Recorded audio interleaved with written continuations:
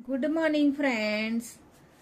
ગાલા assignment book Gujarati વિષય પ્રશ્નપત્રક 6 અને મારા ક્લાસમાં તમારું સ્વાગત છે.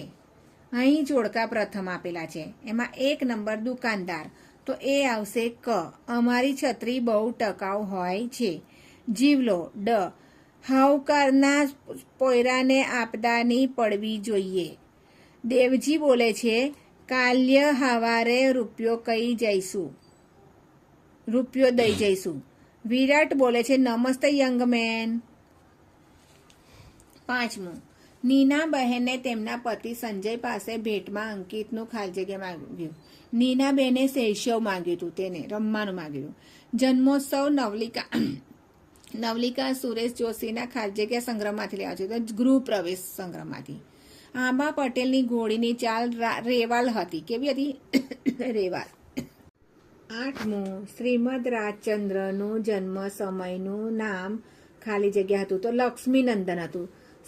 9. લેખક એક વાક્યમાં જવાબ.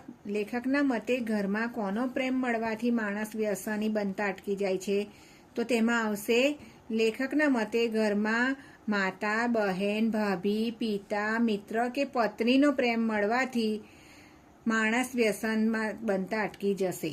લેખકે છત્રી ખોવાઈ ન જાય તે માટે કઈ સલાહ અમલમાં મૂકી, તો પૂરું નામ લખવાનું, વિગતવાર સરનામું લખવાનું અને ફોન નંબર લખવાની સલાહ અમલમાં મૂકી. 17 વૈષ્ણવજન નરસિંહ મહેતા આવશે ડ. અને બોલીએ ના કાય એ રાજેન્દ્ર શાહ આવશે. દિવસો જુદાઈ ના જાય છે, એમાં ઈ ગન્ની દહીંવાલા આવશે. હાઈકુ 20મું હાઈકુ છે, તે બ મોરલી ઠાકુર આવશે. પાતાળમાં ખાલી જગ્યા પરખાય છે, તો હરિવર. પાતાળમાં હરિવર પરખાય છે. વતનથી વિદાય થતા કવિ વતન માટેનો ખાલી જગ્યા અનુભવે છે, તો તલસાટ અનુભવે છે. ગંગા સતી ખાલી જગ્યા આગળ વધેલા હતા, તો યોગ માર્ગે વધેલા હતા. કવિ રાજેન્દ્ર શાહના મતે આપણી વ્યથા બીજાને મન ખાલી જગ્યાની કથા હોઈ શકે, તો આનંદની. આપણે વ્યથા કહીએ તો બીજાને આનંદ આવે, એટલે આનંદની. કઈ વાતથી કવિની છાતી ગજગજ ફૂલે છે, તો પોતે ગુજરાતી હોવાની. કવિ પોતે ગુજરાતી છે એ વાતથી કવિની છાતી ગજગજ ફૂલે છે. માર્ગની ધૂળને કવિ શું પૂછે છે?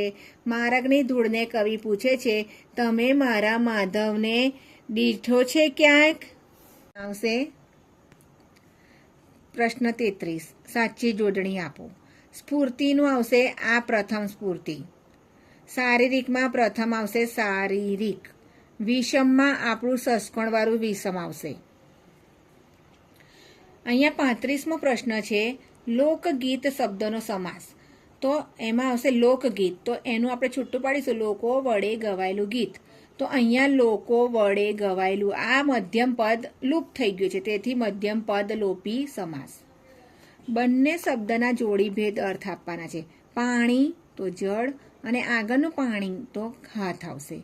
મનેખ જેવા મનેખને કપરો કાળ આવ્યો છે. તો બે શબ્દ જ્યારે મિત્રો મેં કહ્યા છે તમને કે મા તે મા, બા તે બા, મનેખ જેવા મનેખ, એવા શબ્દો આવતા હોય તો અનન્વય અલંકાર આવશે. અનન્વય અલંકાર.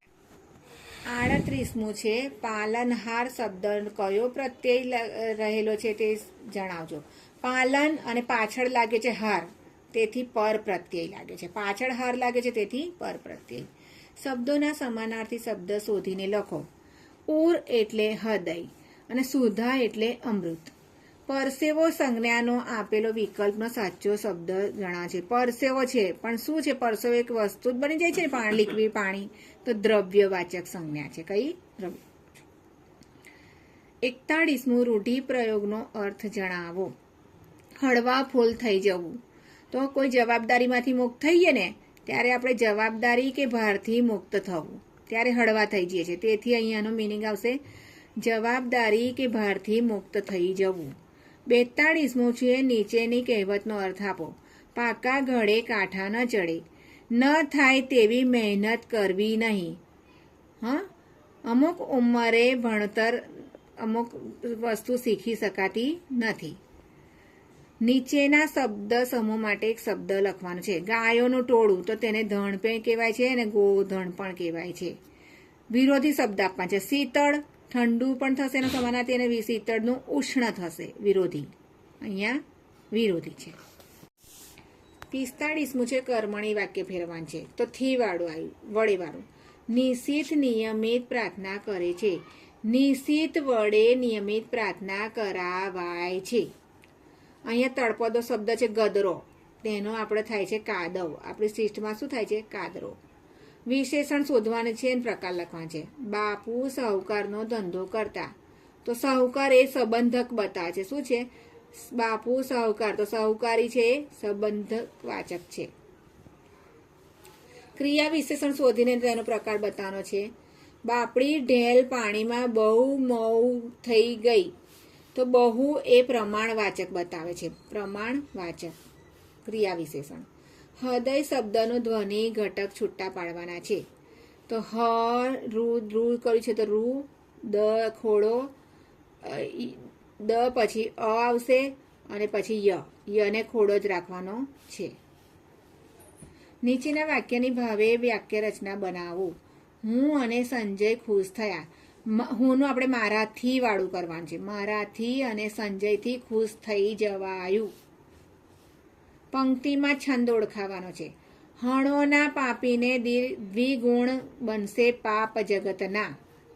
શીખરેણી છંદ કહેવાશે. વસંતલિકા છંદના ગણ અને બંધારણ જણાવવાના છે. તો બંધારણ અક્ષર 14 છે અને એના બંધારણ ગણ અક્ષર 14 છે અને બંધારણ ગણ છે ત ભ જ જ ગા ગા. ત ભ જ જ ગા ગા. ફરીથી જોઈ લેજો. બંધારણ છે ત ભ જ જ ગા ગા. ઓકે મિત્રો, આ વિકલ્પો 36 માર્ક્સના છે. એની પૂર્વ તૈયારી તમે કરજો અને કંઈ પણ હેલ્પ હોય તો કોમેન્ટ બોક્સમાં જણાવજો. Thank you. લાઈક કરજો, સબસ્ક્રાઈબ કરવાનું ભૂલશો નહીં.